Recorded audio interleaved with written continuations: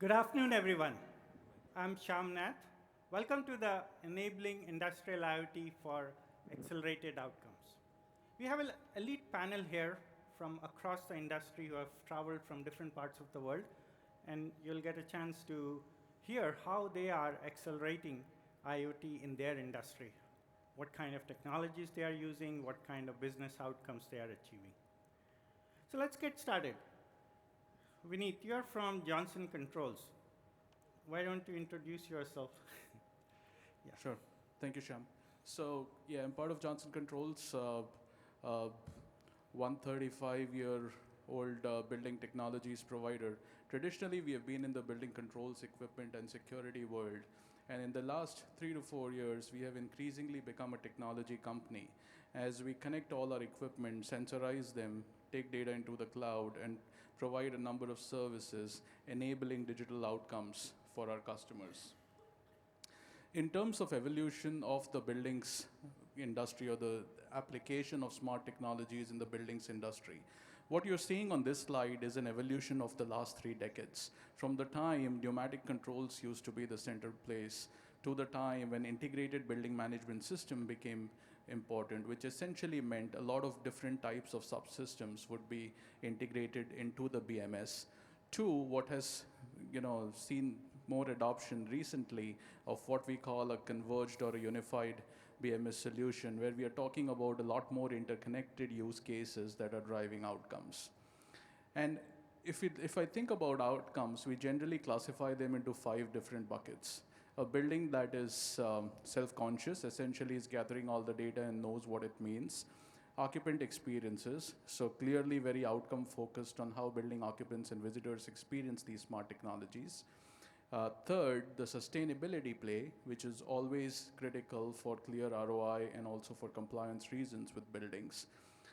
Fourth, operational efficiency in the sense that all services in the building need to run efficiently. And fifth, safety and security, which we all know is very important.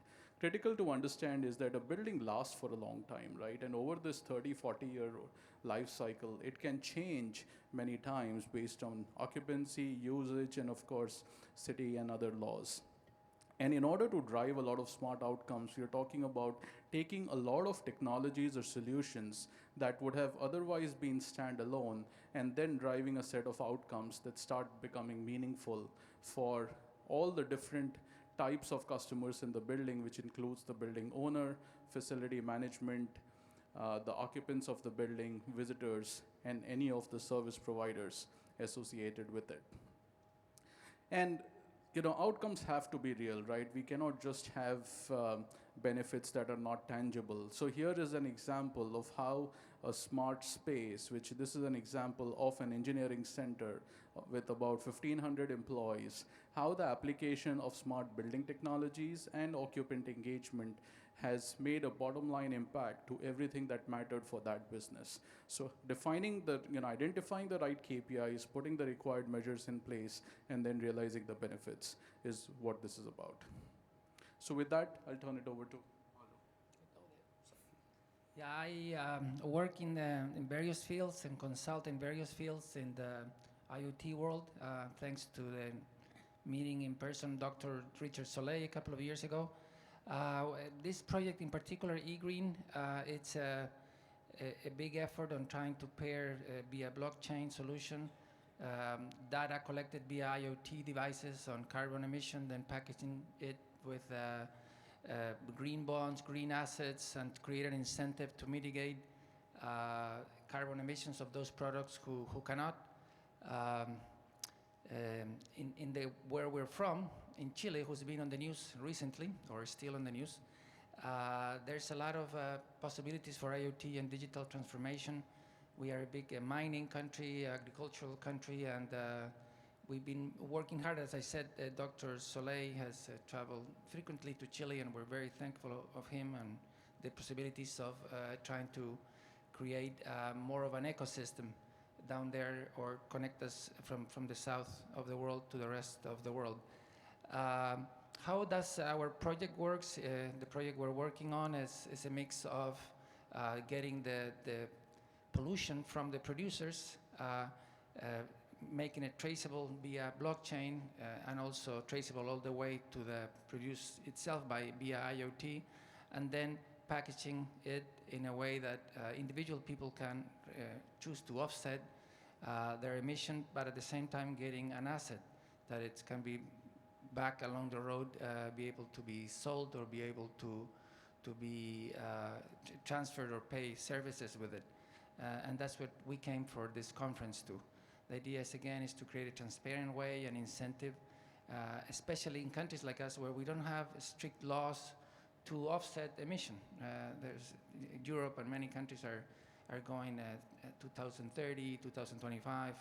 They have all sorts of goals. Our goals come from free treaty, when we've signed free treaty agreements, and all the exports and those movements have created this market for us. So with this, I'll pass it along to the next speaker. Can you hear me? Yeah, my name is Saurabh Thaplia, and I head data science for Esurance out of San Francisco. So this was a company, one of the pioneers in direct-to-customer insurance in what's called P&C, property and casualty insurance. So we provide mostly auto insurance as well as home, renters, motorcycle, those kinds of things. And the company started about 20 years ago. We were acquired by Allstate 8 years ago, and Allstate is the fourth biggest insurance company in the US. Esurance, our revenues are around $2 billion, so fairly big company. The challenges ahead of us are making insurance simple, transparent, and affordable. Those are the missions and the mission values of the company. Insurance in general has been known to be hard to understand, difficult for customers to understand why their premiums are going up, difficult to get through the process of getting a quote. And so there's a lot of potential for AI and IoT in making this easier. So make it the seamless interactions for customers with our company. Make it transparent so that they understand the causes of their insurance premiums going up or going down, and make it affordable, which is all about pricing risk accurately. So the whole insurance industry is figuring out the risk of a customer, whether it be for their home, depending on where they're living, maybe their gas lines are not corroded, or the way that they drive or the timings at which they drive are more prone to risk and for accidents to happen. And so the more information that we get about people's driving patterns and where they live, the way they kind of operate in their lives, it helps us price them more accurately so that they're getting a fair price for their lifestyles, essentially. So specifically coming to IoT, other companies have used devices.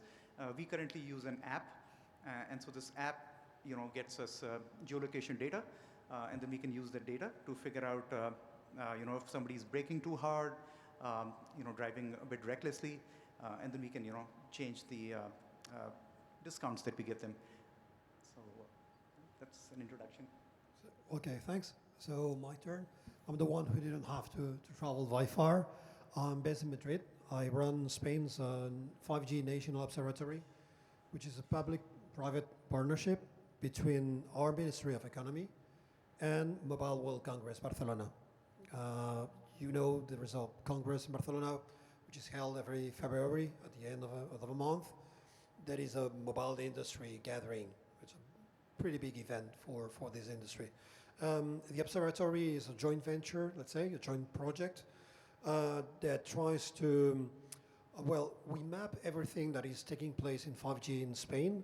We shared experience with other players in Spain, with industries, with consumers, with common citizens. We promote also the efforts and share this experience with other countries in Europe.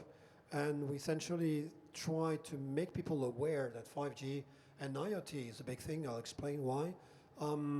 Is an incredible opportunity for industry. So it's not just about consumers 5G, it's about industries and IoT. That's and if you're not a consumer of mobile industry, you're a thing, basically. And what is 5G is bringing on the table is basically connectivity of things with people, with things, among things, and in very complex scenarios, from smart cities to assembly lines, to buildings, to everything.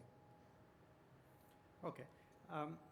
Let's look at the underlying technologies. So Eldo, you mentioned in your solution you're using blockchain. And every time the topic of blockchain comes up, the first question is asked is, do you really need blockchain or not? So walk us through how you analyzed, did you look at alternatives to blockchain? Why did you end up using blockchain as an ideal way in your scenario? Yeah, there's pros and cons of using blockchain, so it's a very good question. One is the pros is the traceability and the ability to package different products and or services as we wanted to do. But then most earlier versions of blockchain are heavy pollutants, so we're trying to produce help the sustainability of the environment. At the same time, there's a million servers turn on and everything. And there's Ethereum 2.0, IOTA, and people who were met here in the conference who are setting up blockchains that are just read part of the content and get the verification that they needed, and then they pack it in a way that is more, several, 30, 40 times less energy consumer than the traditional blockchains. Okay.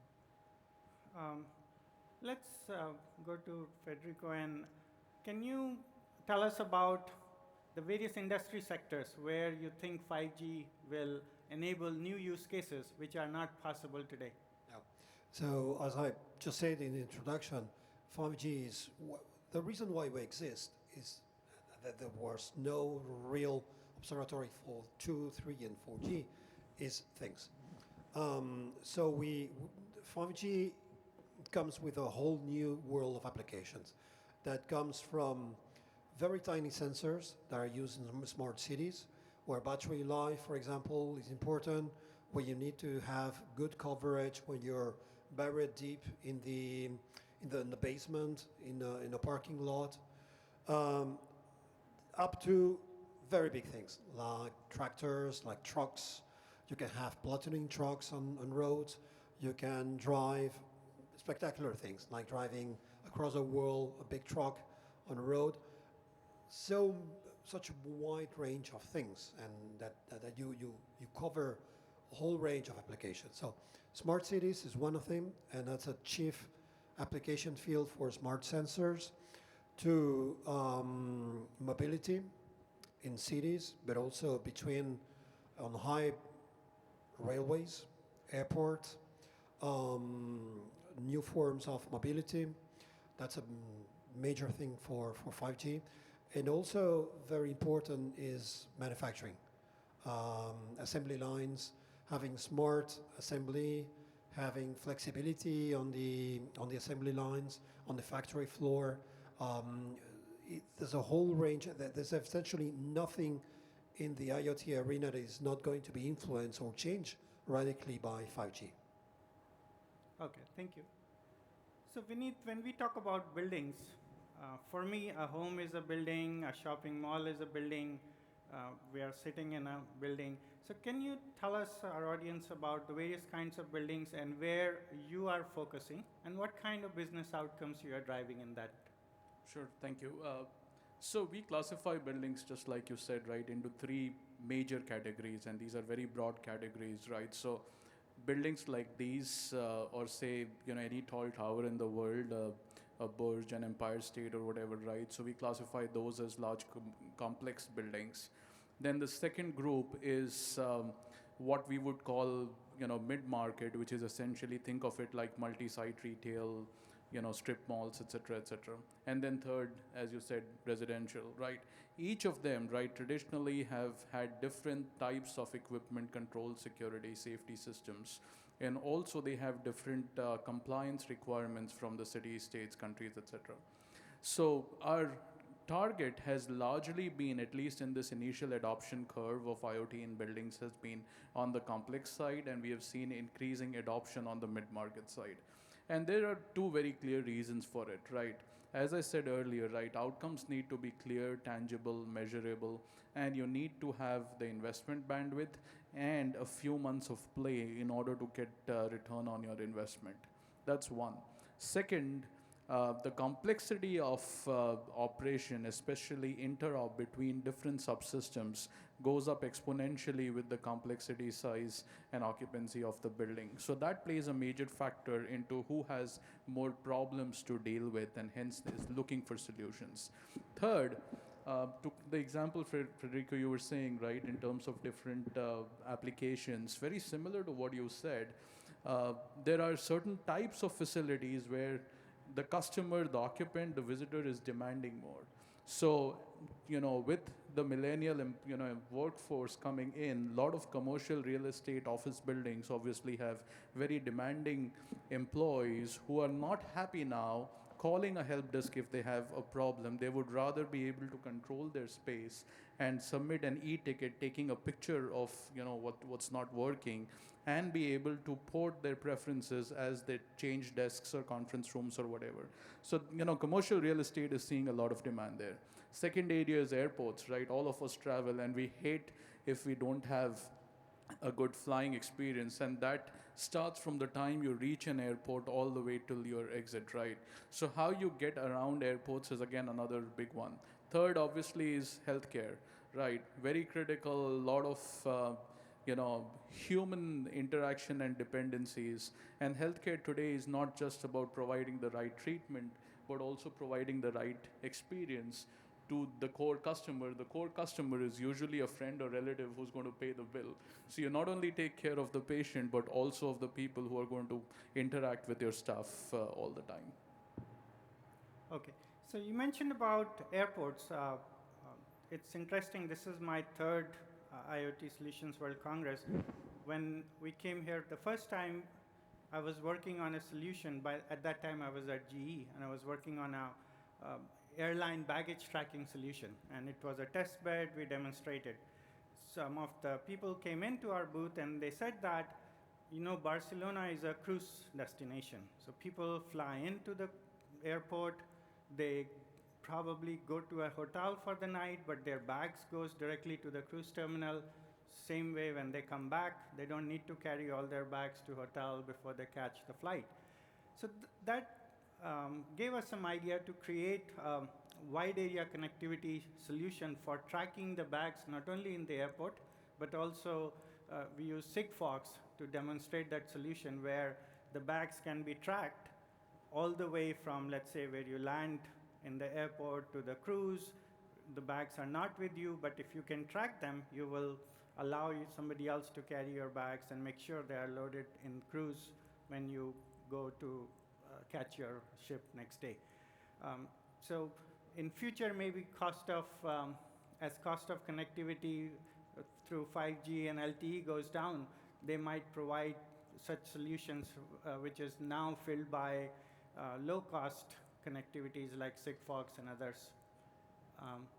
So Saurabh, your company, on the other hand, focuses on residential real estate. So what kind of residential and automotive space? You mentioned about use of smartphones. Are there other ways you are looking at IoT and enabling technologies? Yeah, I mean, currently it's, for us, it's smartphones. But, more widely speaking, in the insurance industry, people have tried dongles. Those, cost in the range of $100 or so. We tried that initially as well. But, because of the cost, the adoption wasn't that great. And so we shifted to smartphones. The trade-off there is that, it's not as accurate. So sometimes it's the time series, essentially, of your GPS locations, and there are misses. So sometimes there are gaps, and if something happens at that time, for example, if somebody has an accident and you don't have the reading, then you won't have information about what happened, the context around that. And then the other problem is things like, it may not be able to track whether you're driving or if you're a passenger, or if you're in your own vehicle or you're in a bus, let's say. So those are features that people are working on to improve. But those are the trade-offs, accuracy versus how much you spend initially. And then going forward, a lot of manufacturers are putting in their own devices or connectivity. But in those cases, then the insurance company could become disintermediated, and the manufacturing company could directly provide insurance. So those are some of the challenges facing the insurance industry. In general, with IoT, I think there'll be more safety in driving. Some of the self-driving cars are going to come more into prevalence. So in general, the risk is going to be reduced, and so the market is going to shrink a little bit in that sense. And so the challenge that insurance companies are faced with is how do you respond to this? And one of the ways to do that is to expand your services through partnerships, and then moving into different kinds of services like advisories, for example. So if you have an idea of the traffic network and of people's driving patterns, you can guide them towards more safer routes, and make recommendations like that. You can partner with your manufacturers and talk about predictive maintenance of your vehicles. So there are add-ons that you would have to sell to respond to this new environment. But certainly the opportunity is there for doing things in a new way. And at the end of the day, we are about dealing with customers, and we directly and it's a B2C environment. And so it's all about having multiple touch points with the customer, giving them a good customer experience. And so, if they drive safer, if they are more connected, it's more opportunities and it becomes a win-win situation, both for the customer and for us, as well as for our partners. Okay, so we'll move on to Federico. A few years ago, we were working with the port who needed coverage to track movement of vehicles and containers. And the private carrier, the providers had no incentive to provide coverage because there are not going to be a lot of consumers. So how can we solve such problems where the providers have no incentive to provide coverage, but the end user or the organization needs connectivity? Well, 5G is also bringing a lot of change to the connectivity industry itself. We're seeing a lot of changes in the supply chain, in the ecosystem, and in the business model. Let's consider, for example, what we will take. Well, the mobile industry has been trying to monetize IoT for a long time. It's a mixed success, let's say. Technically, a lot of things have been happened, but it has failed maybe to produce a healthy and constant income source for operators. These may change with 5G. We see that a lot of things in 5G are only going to happen if we have complete coverage. And this concerns, for example, in-building coverage, which is essentially an entire industry within the 5G world. We will have a new incentive for new type of players. We have, for example, neutral host players that can have coverage inside buildings, inside campus, inside an airport, inside a factory. We see the emergence of private networks, for example, which have been in use in LTE, but could become more commonplace in 5G. And this could enable a complete new type of business services. These will be also triggered by the huge amount of data that we're going to see. Data are going to be produced in airports or in factories. It will not make sense to take all this data back to the network and back again, because this is going to take a lot of bandwidth, and it's not clear how you can monetize that. So you will have more and more, we expect to have more and more private networks, more edge computing close to where the action is taking place, and more data staying where the data is produced. In examples that we are having with our team in Barcelona, where we are implementing 5G in industries are uncommon, let's say, like fields or agribusiness. We see this happening, and we see agricultures telling operators, we need plans that include not only TV, connectivity, but also things. Providing connectivity to our farms and to our tractors and shipments, using, for example, blockchain. So a lot of things are going to change in the new connectivity and by the new connectivity. Okay.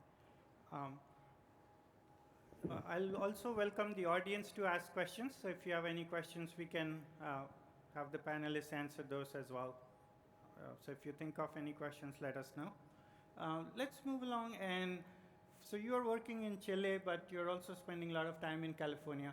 So tell us how the problems of sustainability, are they universal? Are they applicable from one country to another? Well, California and Chile, weather-wise, are fairly similar and not exactly the same in other senses, but they are somewhat similar and somewhat not. We've upgraded our electricity system, created a lot of renewable energy. In California, it's doing that right now. We suffer earthquakes, and that has meant a lot of infrastructure creation, a lot of IoT devices trying to warn or sense or measure. There's a whole network of things. But what really strikes me is the culture, the collaboration culture that I see flower in California, and how an idea can go to a functional prototype and to escalate and conquer the world. And whereas in our more untrusty way and smaller markets take a lot of time to pass that, and then you see somebody from a startup or even a grown-up business really lose their business because somebody else somewhere else, and a lot of times is in California, and there's other places in the world where there's a lot of innovation as well, that those ideas are going global. So that's one of the reasons I spend a lot of time in California, is trying to see the cultural side, how collaboration flourishes in certain parts of the planet, what type of leadership, followership we should do and take for that to happen. And that's why I speak of the ecosystem. We've been trying to create an IoT ecosystem down there with a large conference that happened last year. For us, 1,500 people attend, and Dr. Soleil did that. There's people in the audience who have come here to show their products and services and things with the aims to connect with customers, but at the same time collaborate and come with new solutions. And that is every day in California. That happens very often there, not so much the case in Chile. Okay. Now let's look at the organizational aspects. So Saurabh, you worked in GE, now you are at Assurance, which is part of a much bigger company.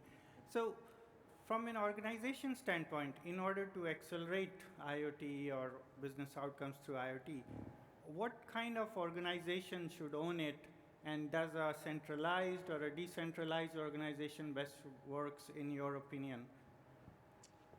I think decentralized works better, in my experience, in my opinion. It's basically about alignment of technology and business. And any organization that can do that efficiently is going to deliver value, to their customers. Larger organizations have, already pre-developed hierarchies and relationships which go along with their frictions, as well as politics, and those, start playing a bigger role. In a smaller company, you have, more control over that, but even there, you have to get the alignment right. Lately companies have been moving to a model where they have a chief digital officer, and under their purview, you've got maybe the CTO, and then another key component here is technologies like AI and blockchain, which could fall under the purview of the chief technology officer, let's say. So all of these need to work together, along with the business representation in terms of product management if you're building products, or their equivalents if you're offering services. That alignment I think is critical, and I've seen it working well in some cases and not as well in others. The other aspect that you need to have aligned is research, which is very critical. Things like 5G, for example, that are coming up really fast. And so everything needs to be done in an agile fashion, with a lot of input from your customers. So your test bed, things like that, for example, are very helpful, I think.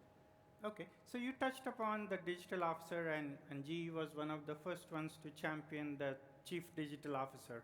So let's ask the audience that in your company or in your settings, are most of the IoT-related initiatives under the CIO organization or chief digital? So those who see a separate organization parallel to CIO, like a chief digital, a VP of digital, or a CTO who's not under CIO. So how many, by raise of hands, how many of you see your IoT initiatives outside of the CIO organization?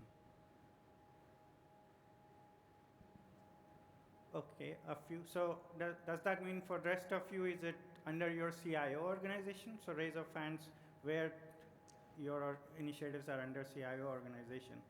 So anyone on the panel would like to comment maybe how is Johnson and your global organization handling this? Yes, so in our case, in order to accelerate the adoption and proliferation of digital transformation in buildings, we set up a separate organization reporting to the Chief Digital Officer. And this is set up like a product and a solutions business. So it is very, very focused and measured on its success of digital adoption and helping our customers move beyond looking at, buying bill of material from a provider versus looking at their outcomes and taking a more solution-based approach, irrespective of who's the provider, and maybe working with an ecosystem of offerings versus trying to just, or I should say, an ecosystem of offerings that work seamlessly with each other versus buying everything separate and then trying to make them talk to each other over several years, which never happens ultimately. Can I ask a question to the moderator? You wrote a book on architecting the industrial internet. What's your view on this topic? Thank you for asking me about my book on industrial. It's called Architecting the Industrial Internet, which came out about 2 years ago. At that time, I was at GE, and my co-authors were from Oracle and Microsoft. So at GE, I had a lot of exposure to aviation business, and I covered a lot of content. For instance, the use case I talked about baggage tracking and tracking wide area tracking, not only for something like airline baggage, but other industrial assets, whether it's container or part of the supply chain, how products move. If you can track them better, then it has a lot of impact on how your supply chain and order management is handled if you have real-time or near real-time visibility to the movement of goods, both at the supply side and at the delivery side. So I covered some of those topics in my book. The other important aspect is having the right infrastructure and architecture from a software standpoint to be able to accelerate whether it's data science, whether it is connectivity to the buildings, or being able to analyze that information, not only in a siloed system, but the IT-OT convergence at some point becomes important, because you want to make a building smarter to the extent it is adding to the bottom line of the company or top line of the company. So productivity of employees, maybe it's not going to be reflected in a building management system, but in the HRMS or somewhere else. So at some point you have to bring the IT systems and the OT systems together. So again, it brings down to, even if you have a digital organization, the CIO organization who typically manages the enterprise applications, at some point the two have to work together to really deliver the bigger outcomes for the company. Let's listen about what's your most exciting 5G initiative that that's keeping you awake at night. It's very difficult to say exactly. Well, most people are familiar probably with the application we had this year, in 2019, which was assisted surgery of 5G. We had an operating room which was some few kilometers away from here, from our World Congress, and we had someone assisting a surgery at a distance. We had things more related to IoT with a subject that brings us here, which was, for example, driving this huge truck from here if I remember correctly, it was in Sweden. It's a mining place in Sweden. But I really enjoy the minor things that the new connectivity is bringing.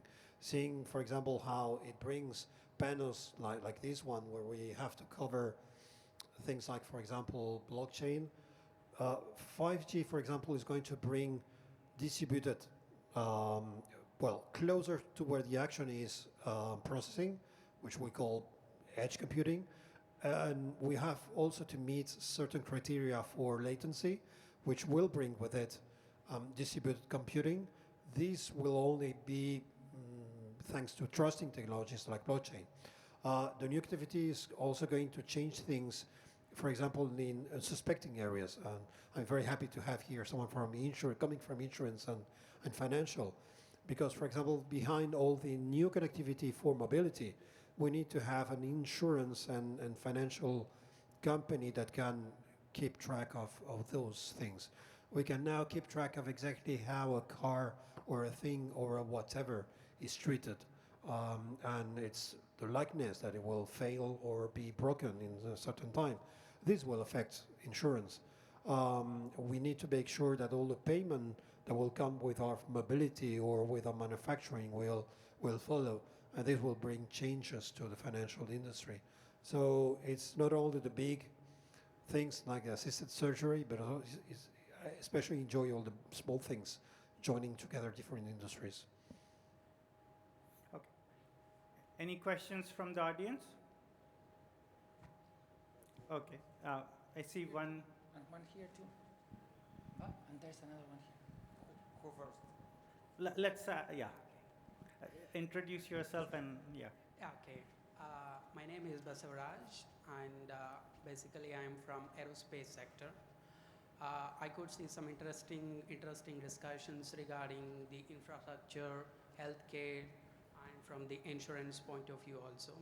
And also this morning I was here at the inauguration, and I could see some interesting figures like the most of the Asian countries, like the Spain tops the first with the use of these IoT technology, and then comes China, and then comes India. So my questions regarding the infrastructures and the healthcare is like, what best we can do with this IoT, and what are the challenges we might face, because if at all we are going for the high technology, for sure there will be a trade-off. We need to compromise on that thing. So I would like to listen on that sector. And from the and also regarding the healthcare sector also. And also, since you have written a book related to the aviation point of also, I would like to know what IoT makes a difference with the space sector, or like the now, because almost all the guys are going to use for the space sector. So if you have any comments on that, that would be fine. Thank you. Okay. So I'll let Vineet answer about the building and from a healthcare hospital or. Yeah, thank you, Basavaraj, for the question. See, one concept or one phrase that we have started to use a lot more is frictionless experiences. Typically when you interact with facilities, you have friction everywhere. Like you couldn't enter this room before, somebody scanned your card. That's one point of friction, and there are several such points on this facility, right? Same thing if you go to any other, even your own office building for that matter. So that's the benefit, right, of removing those frictions and making everything more seamless. The con of it is that you're probably exposing a lot more data about your preferences, your current location at any point of time, and what you generally do. So data privacy, data ownership is a big aspect to consider. And more than what a technology solution provider can do, it's more also around how companies adopt their HR processes and get people to opt in for these things versus enforcing these rules. Adoption will never happen if you use the stick and ask somebody to use an app or whatever system. So that's what I would say with infrastructure. Maybe I'll add a small example for airports. One of the biggest airports in the world, or the busiest and probably a very profitable airport, their biggest issue is their moving walkways and escalators breaking all the time. And the ability for a person to get from point A to point B and miss a flight has a huge impact not only on the airport but the airline, who's probably paying a big amount of money for that terminal. So solving some of these fundamental problems is still where airports are to resolve maintenance issues, visitor or passenger experience issues, and making sure that their end paying customer, the airline, is happy about it. So, want to take? On a related note, one of my friend has a startup in Bay Area where he's working on visual AI-based solution, where in hospitals, what they found that between operations, it takes, often the operating theater is waiting for the crew to come in and set it up for the next surgery. And the time lost is very critical because it's a very expensive facility. And he's relying on visual analytics to tell when the previous surgery is over and immediately alert the crew to come in and get it ready for the next surgery. So it's saved a certain amount of time between the two procedures. Likewise, in a hospital, when you are in ER or even before ER in the triage, you're waiting for a bed. The reality often is the bed is ready, but the system doesn't know that the bed is ready for the patient to be transferred from triage to the bed before he or she can be treated, even in the ER scenario, and every minute counts in ER. So there are some of the areas where in healthcare technology is being used. Okay. Yes. Yes, I just want to follow up on the point that was raised earlier, whether a centralized or a decentralized approach is better. My concern here, if we go with the decentralized model, who will be responsible about standardization? Also, which entity will be responsible of managing all these IoT devices that are going to be in isolation of each other as use cases? Just I need your thoughts on that. Yeah, so maybe I can start, and Saurabh, you can add. So if we go back to our GE experience, we both joined GE back in 2013. Again, right now we work for different companies. So back in 2013, GE realized that they were trying to solve the same problem in many different places within different lines of business in a non-standard way. So the realization was, if they created a center of excellence, that's how it started, which later became GE Digital, then that organization can still work closely with lines of business from the domain knowledge perspective, but be responsible for standardization of how, let's say, a device is connected, what are the data privacy rules, and certain guidelines from a solution and technology perspective, and still let the line of business dictate what solution and how best to monetize that. So similar to the building space, there was through LED lighting, GE was in the smart city space. So the line of business still builds that solution, takes it to market as a vertical solution, but the CDO organization or the digital arm of the company is responsible for everything that is common. So as soon as something was found common between 2 or 3 lines of business, that became the ownership of the digital organization. Anything you want to add to that, or anybody else on the panel? I think the power of this Congress and all the works that it does is the collaboration, and the object management group and other standardization organizations create the ground rules for that, and not only for that, but to have even competitors work together and develop standards and develop work, and I think that's where we all benefit. You wanted to say something? Yeah, absolutely. I mean, like Shyam, I think you got everything right there. So essentially, things like architecture, security, those things do need to be sort of centrally governed. So in that sense, yeah, you do need centralization. But anything operational and business has to be distributed, for you to provide the right outcome. Otherwise, you don't know what you're designing to, right? So it's only the businesses that are close to the customer that really know what people need and what the customer needs. And so that has to be then channeled into the products, while being under the umbrella of your security and architecture in general. So yeah, some things are centralized, but the operational model, I think, does have to be decentralized. Okay, so that would be the last question.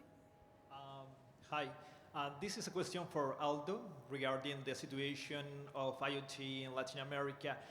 We've been seeing some reports of the IDC pointing that Latin America is going to be an interesting market for the IoT investment. But the question is, how true is this reality? Are companies from both the ICT and end user sector going to get to that point in the coming 3 years? I think the IDC points that to the 2022, we are going to reach an interesting point regarding the investments in this technology. But it is a reality from both sectors regarding the ecosystem maturity and the other elements as the government and also the social aspect of this. So the question is, how you see that we are going to get to this reality in the coming 3 or 4 years from now? I think that what is driving today's adoption of technology and IoT in particular is the good networks that we have, and we're not 5G there, but there's a big cable coming from China to Latin America, and cell phone coverage has expanded and everything, and that had created some good base for do that.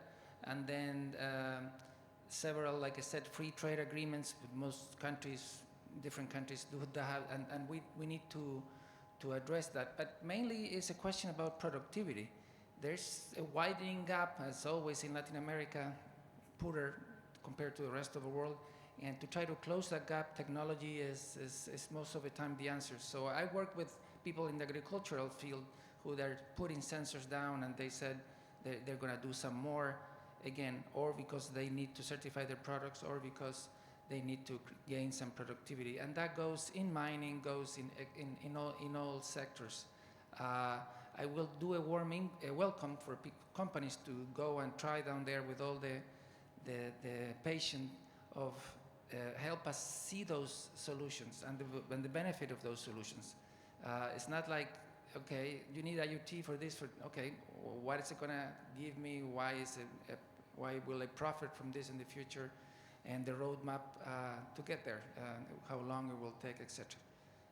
Again, thanks to the development of networks and especially connectivity that's been improving, and the more and more cheap access to cloud storage like AWS and all the gadgets to measure, I think there's a lot of opportunity, and just invite you guys to go down there. Thanks for the question. Thank you. So we are out of time. Please join me in thanking the panel, and they will be around so you can ask them questions off the stage. Thank you. Thank you.